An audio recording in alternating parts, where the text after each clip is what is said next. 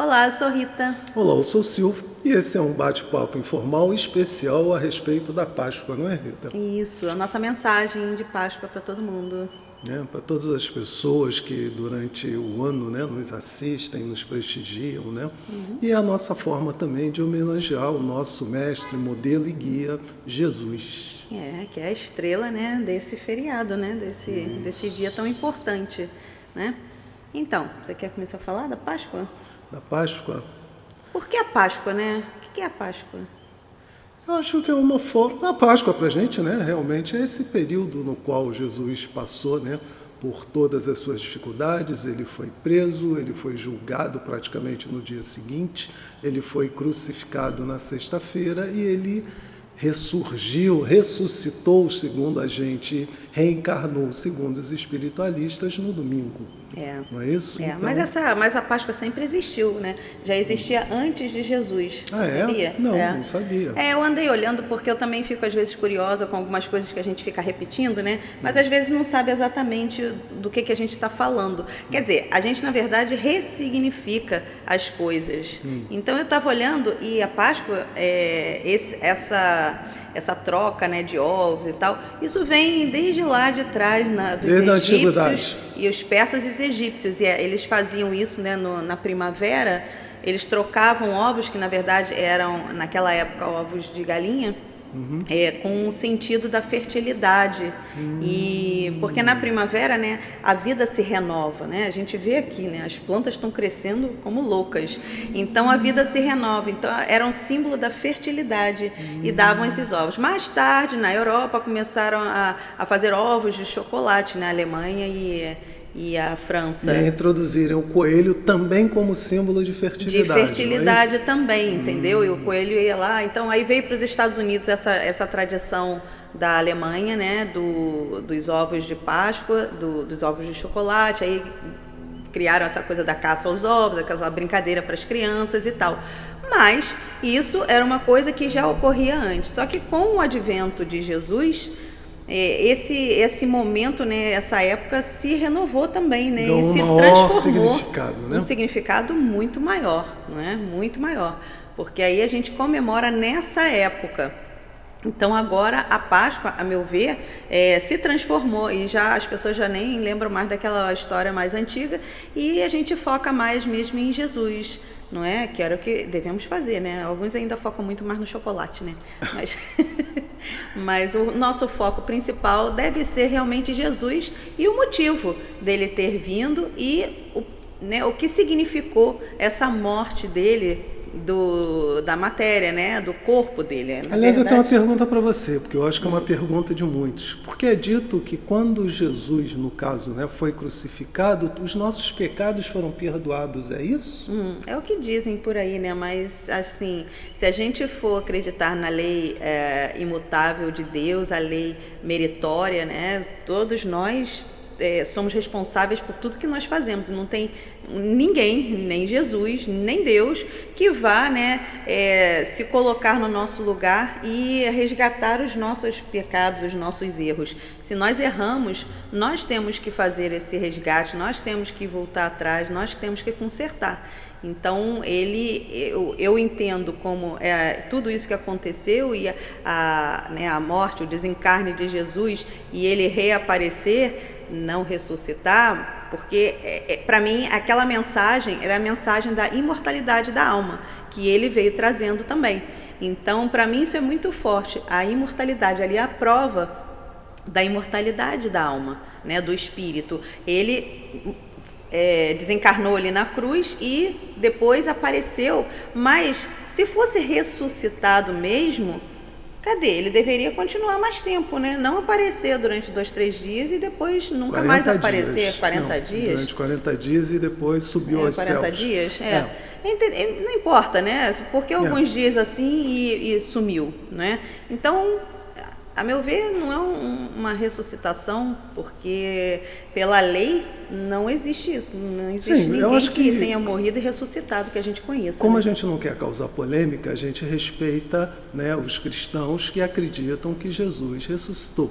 Nós, como espiritualistas, acreditamos, na verdade, que não foi que Eu acho que a ressuscitou, questão né? a questão do significado. Para mim é o significado da imortalidade, né, do espírito, e que todos somos iguais, porque ele mesmo disse que nós poderíamos fazer tudo o que ele fez e mais ainda. O que ele quis dizer é que somos todos iguais, claro que em níveis diferentes, evolutivos De consciência, né? e de consciência, né, e que um dia poderemos fazer tudo isso que ele fez também e muito mais. Por quê? Porque a evolução é eterna, então nós vamos nos melhorando e cada vez a gente vai aprendendo, né, mais sobre o universo, sobre as leis de Deus. E nós, quer dizer, então, na verdade, para alguns Jesus ressuscitou, para nós espiritualistas, Jesus Ele reencarnou. nunca morreu, ele na verdade né? nunca morreu.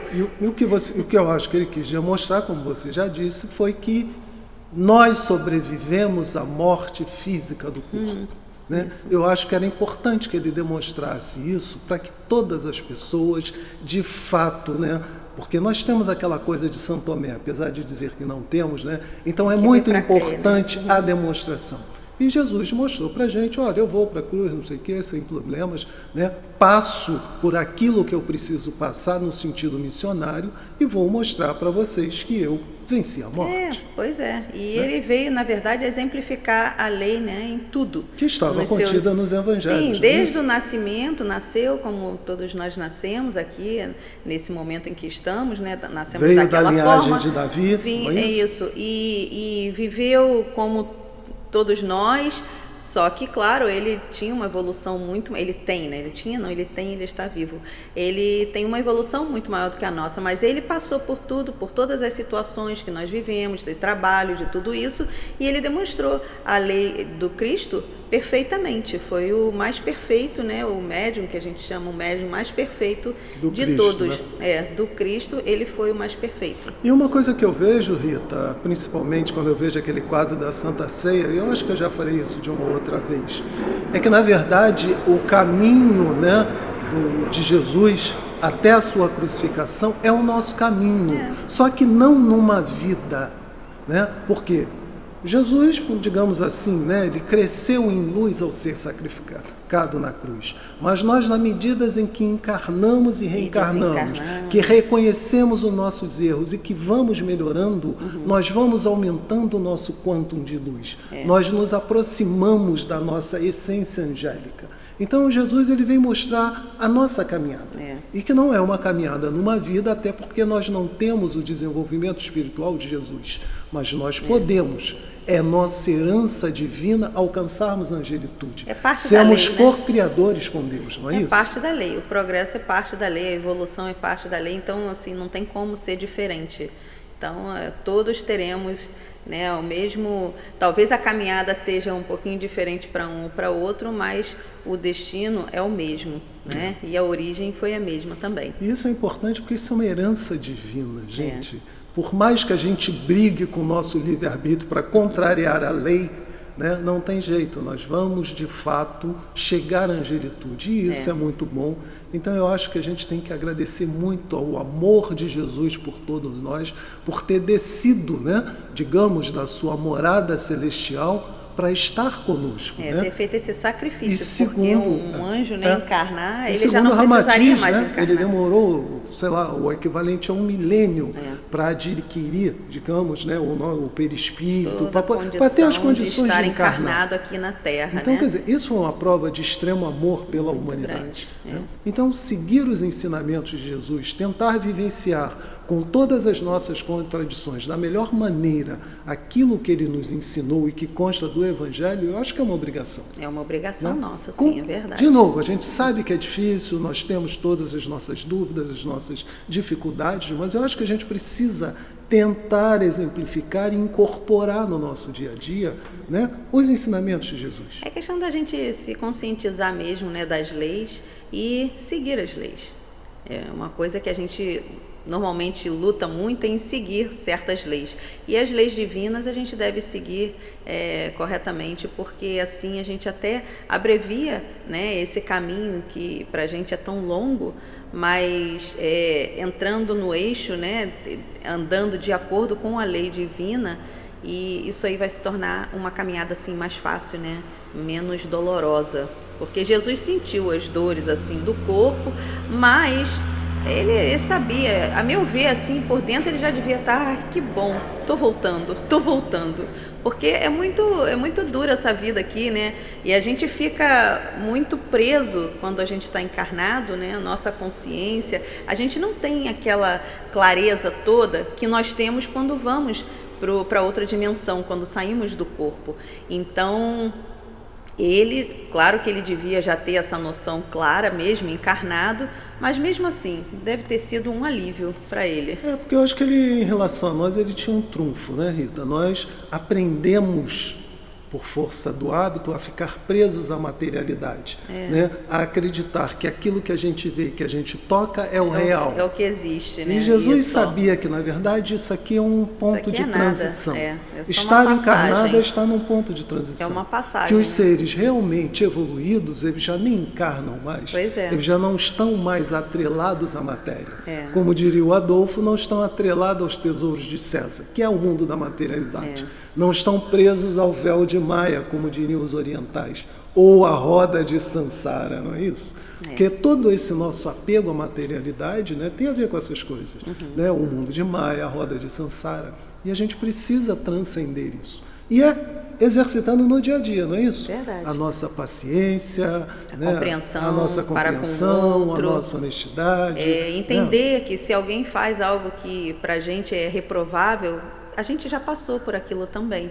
Então, compreender, né, que nós também somos ignorantes em muitas coisas ainda. Pode ser que já tenhamos aprendido algumas, mas temos que entender que talvez nem todos já tenham aprendido tudo que a gente já sabe. Então, essa compreensão com a fraqueza alheia é muito importante para a gente não criticar, para a gente não julgar. Então, é compreensão mesmo com o próximo. Isso é muito importante. Eu acho que quando a gente tiver essa noção completamente, a gente pode dizer que já está exercitando a misericórdia. Do ver, ouvir e falar, né? Como não diz o Adolfo com os adventos crísticos. E foi isso que Jesus fez, né, com a gente o tempo inteiro.